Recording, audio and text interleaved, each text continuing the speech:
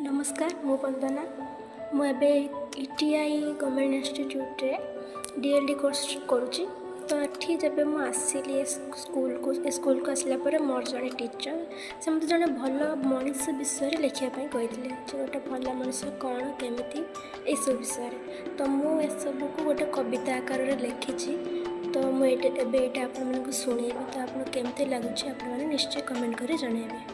तो मैं आरंभ कर जड़े भल मनीष से जड़े भल मनीष जे मने भरी थाए आलोक कहारी दुख देखिले हाथे धरी करे सहयोग कहारी जीवन पड़िले अंधार मन को देउथाए भरोसा एमत गुण देखी मु भावे यही तो भल मानवर परिभाषा।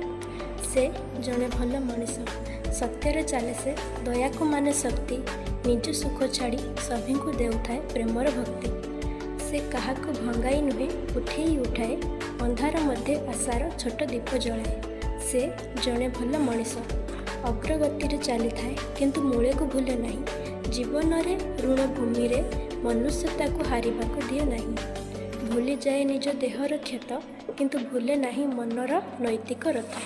से जड़े भल मनीष कथारे नुहे हृदय रे जिते दुखी मुख भरी दिए जे हस से ही प्रकृत मानव सर्वश्रेष्ठ मने सदा थाए तार प्रभुकर भक्ति जार जीवन प्रति मुहूर्त कही जाए स्नेह और भल पाइबा ही सर्वश्रेष्ठ शक्ति।